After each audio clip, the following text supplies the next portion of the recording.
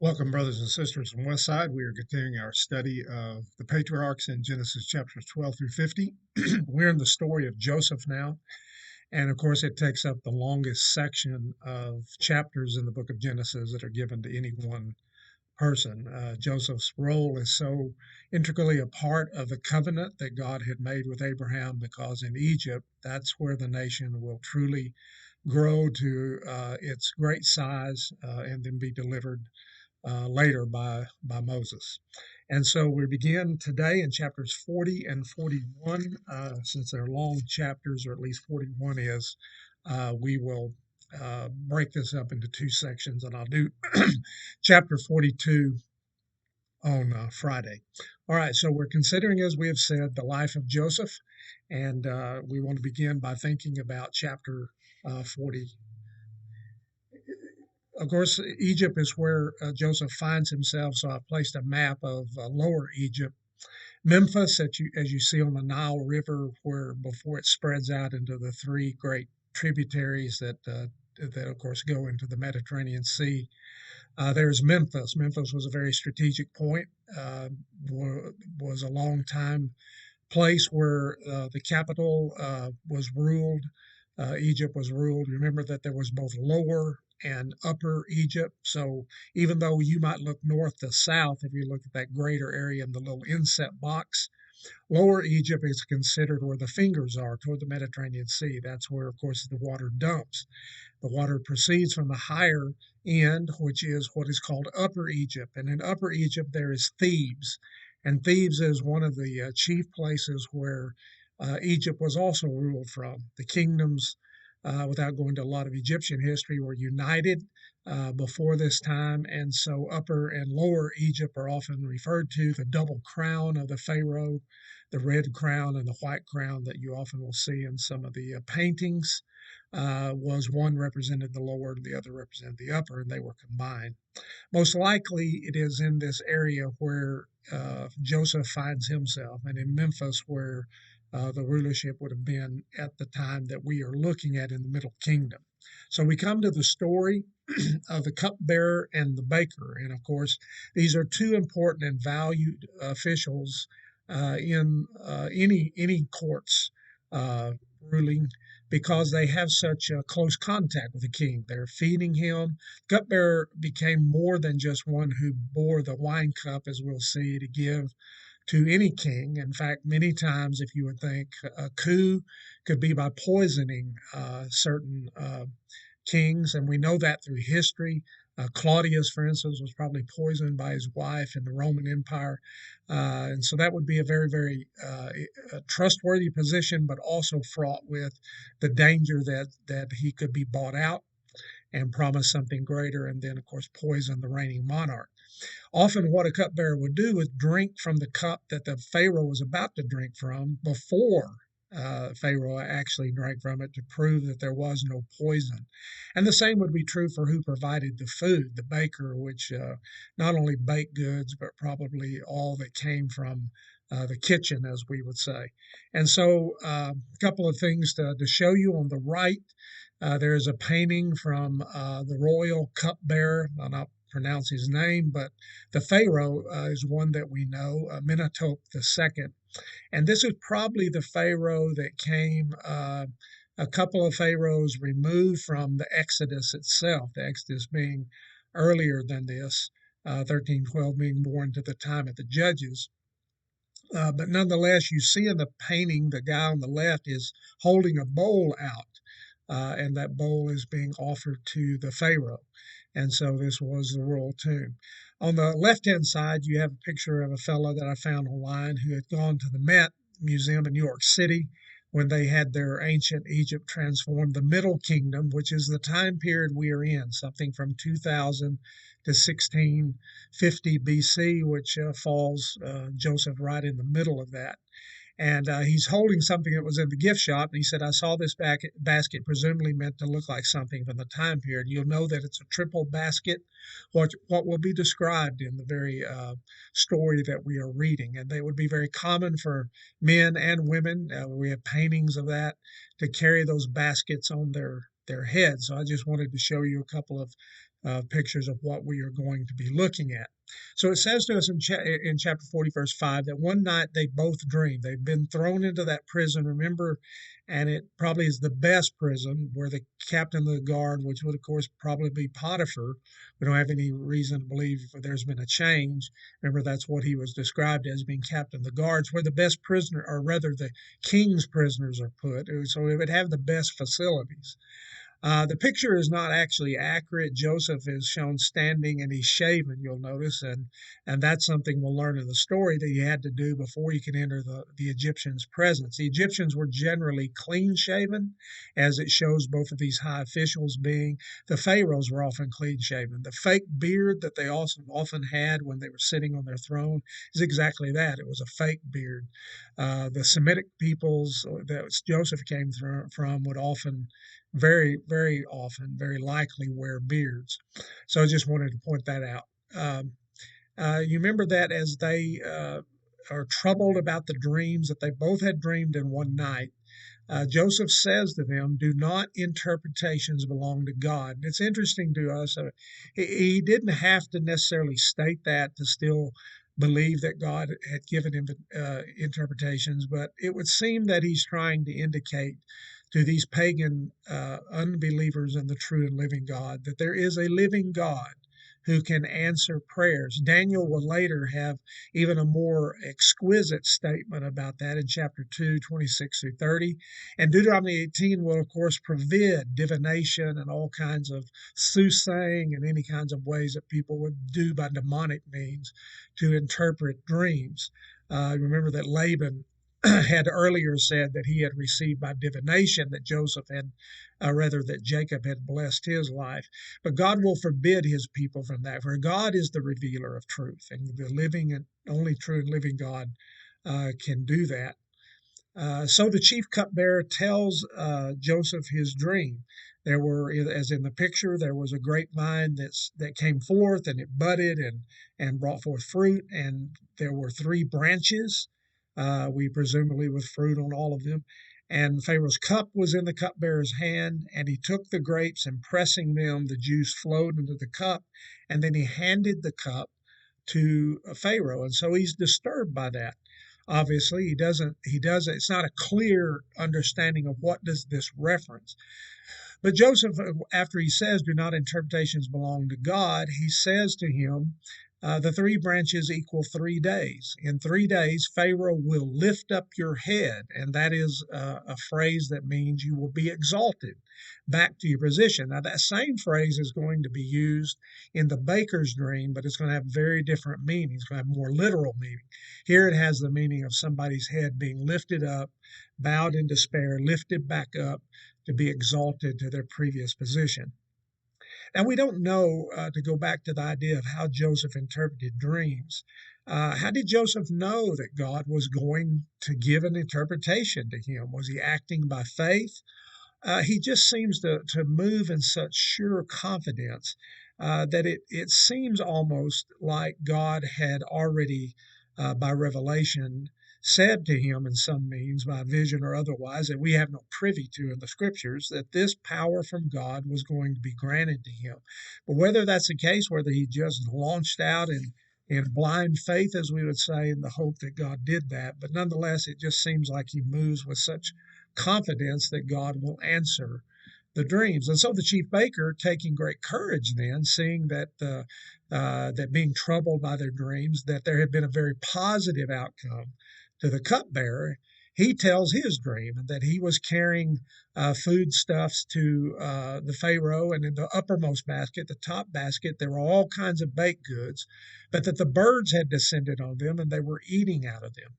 Again, the chief baker's dream is the three baskets represent 3 days. But Joseph, when he says to him, "Pharaoh will lift up your head," the English Standard pauses and said, "from you," and has exclamation point. In other words, he's going to lift your head off of you. You're going to be beheaded. And then, as was very common in that day, to deter any others from committing these terrible, grave crimes that would demand a capital punishment of execution by the highest one in the land, Pharaoh. that there had been such a horrible crime committed to deter anyone else, their bodies were often impaled. The Romans would leave the bodies on the crosses many times to be devoured by wild animals below. They weren't crucified usually very high off the ground, be devoured by the carrion birds. In this case, it will be carrion birds. Joseph says to him, birds will eat your flesh, as they were eating the bread out of the baskets, signified that they would eat his flesh when his body was impaled. So very, very opposite promises, one that's very positive made to the cupbearer, the other very negative.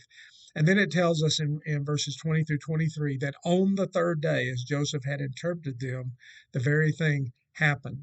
Now, you remember to the cupbearer back in verses 14 to 15, Joseph had said, only remember me when it is well with you. Now, Joseph probably knew that it was unlikely that the cupbearer immediately would tell Pharaoh, after he'd been so demoted and now elevated, he would take that opportunity to tell him, but that he hoped for an opportune time. And Joseph's pled, get me out of this place. I was kidnapped unjustly, sold into slavery, and I'm innocent of the charges that were brought against me. But alas, as we often see, gratitude and thanks are very rarely seen in our world. In verse 23, we are told that the cupbearer forgot him, and he could only not realize, Joseph, how long that forgetting would be. He mentions at verse 15 that he was in this pit. Even as good as a prison might be, it is still like being confined in that pit that his brothers had thrown him in. And this idea of the pit will play into the story as we go forward.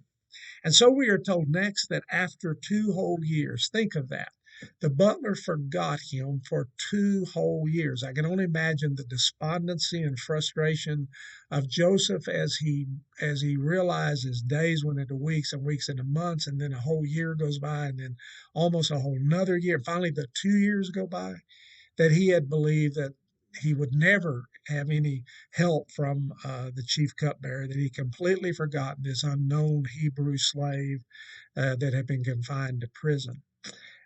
So we don't know how long Joseph was in that pit before, how long he was in the jail before the 2 whole years, but again, he has been there a while. And it says to us after 2 whole years in chapter 41 that Pharaoh dreamed. And Egyptian pharaohs stood very close to the divine realm. In fact, they were considered gods themselves.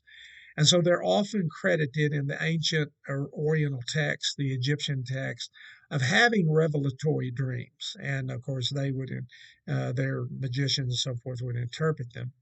And so what he dreamed in the first dream, and he will wake up like a jarring wake up because of the jarring nature of the dreams. He saw 7 fat, plump, it says, Nile cows come up and eat among the reed grass that was by the river. He saw them go into the river, and that would be very common in a rural area. Any of us that have lived on a ranch or a farm have seen cattle go into the water in the hot season that obviously Egypt had a lot of, just to cool off. But cattle were more than that. Remember, one of the gods, Apis, the Apis bull, was a chief god among the Egyptians. Isis, among other things, was connected to them. The primordial ocean was a cow, and so throughout the ancient world, also the number 7 was a sacred number, sometimes symbolizing fate, and as we see in Scripture, being the full number, that God uses it to represent the fullness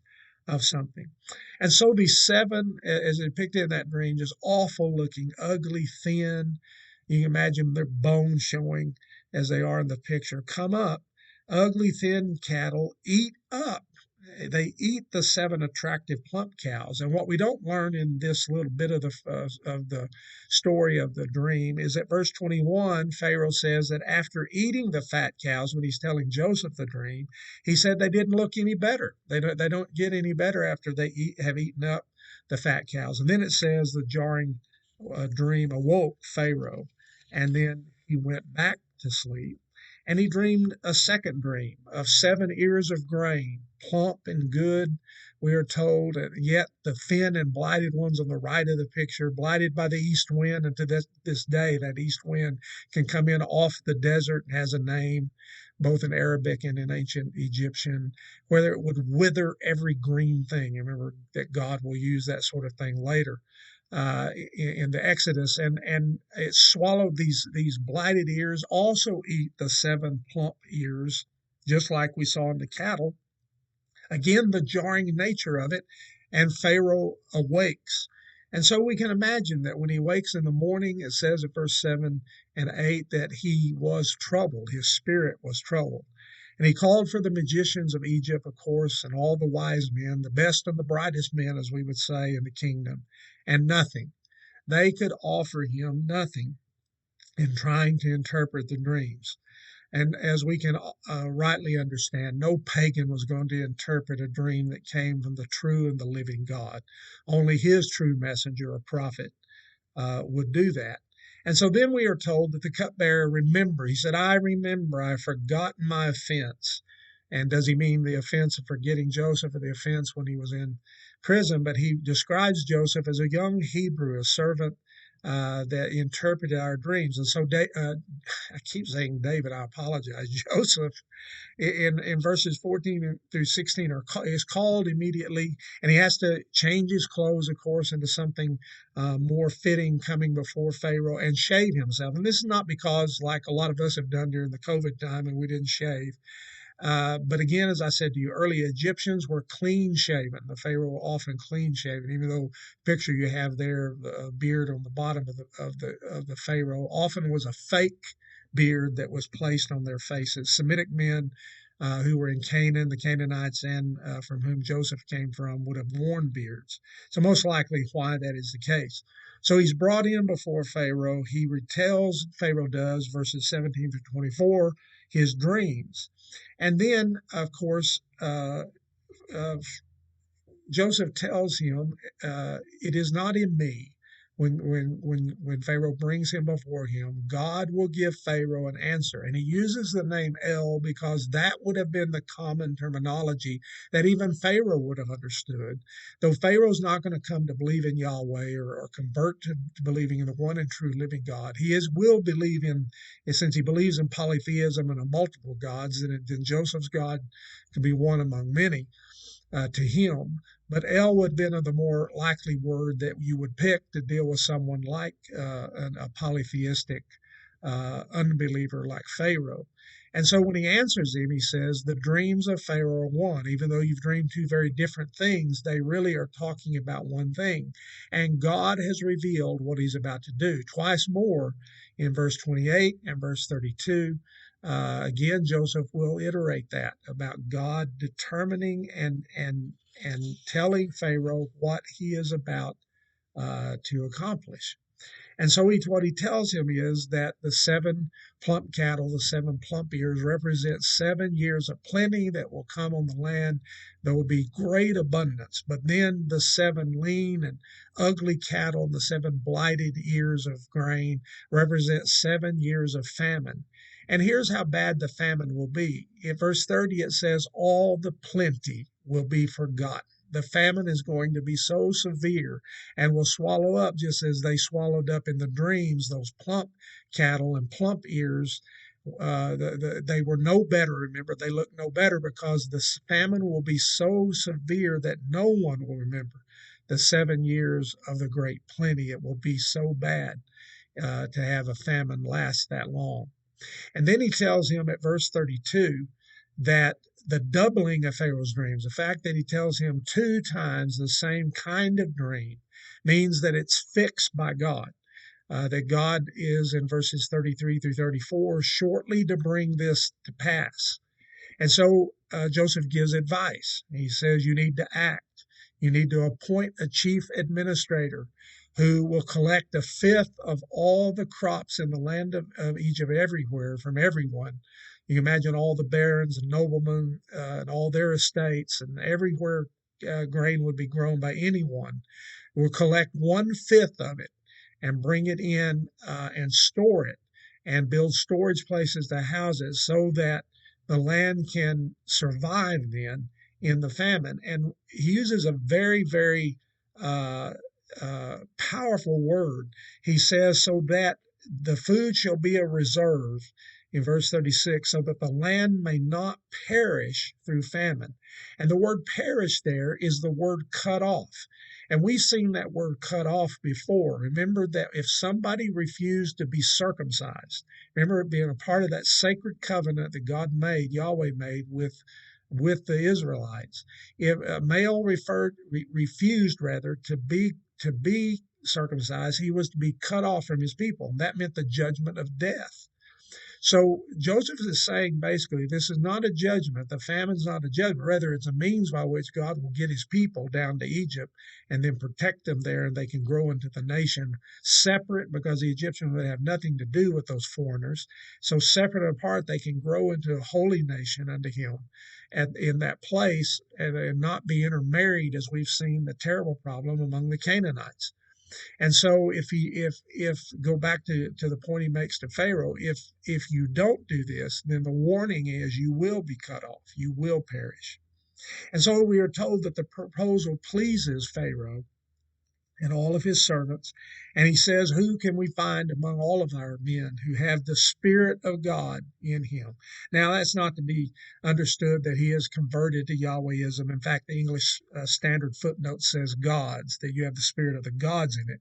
Remember, Elohim is the plural nature, but we understand that as God the Father, Son, and Holy Spirit, that God speaks of in the beginning when he said, let us make man in our image, because God is in three persons, not separate gods, but a Godhead, one and true living God.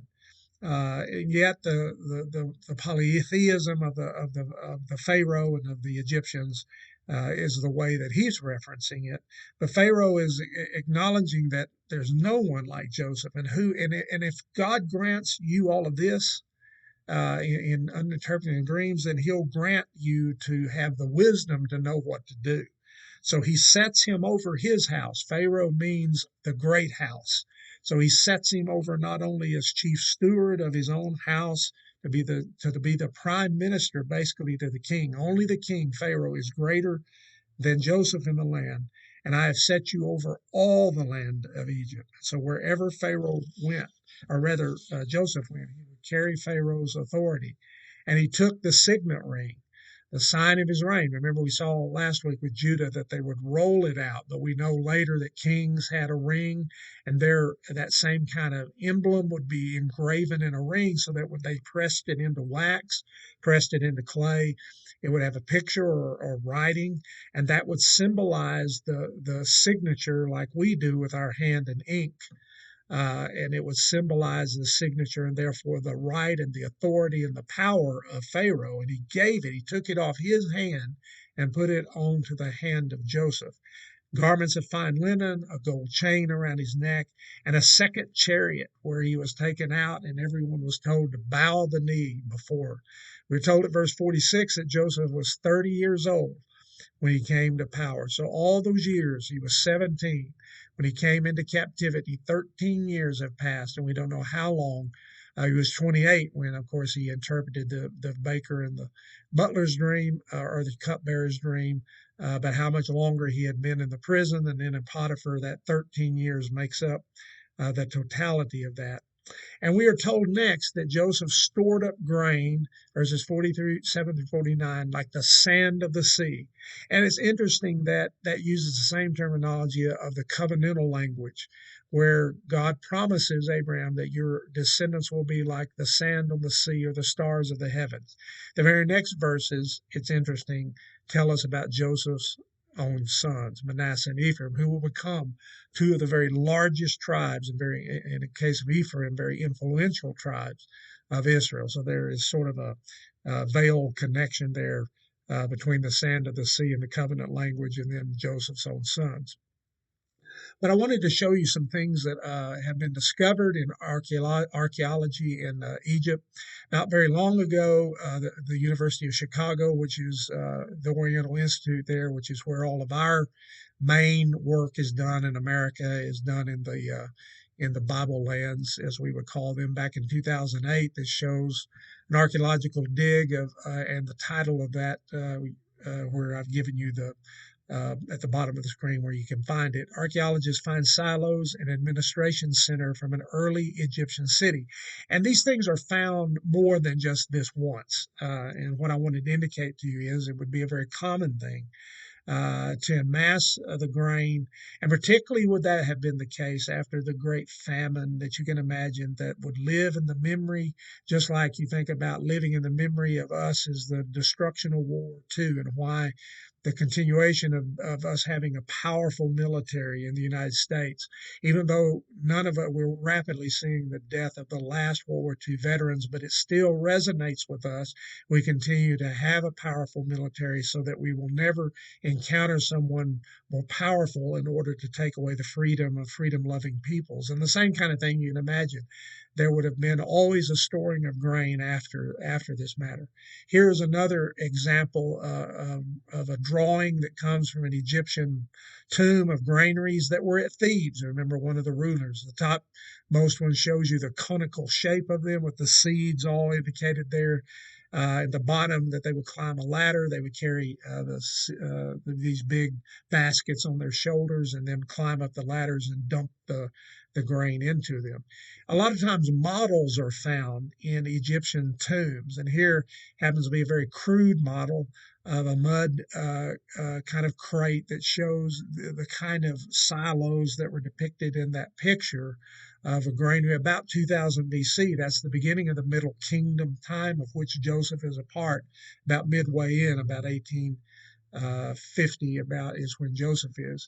Here's one that comes from the Louvre Museum in Paris, a model of a granary that was built and found where one would enter that middle door, and then up on the left side you see the stairs, see the three holes in the top where you would dump your grain.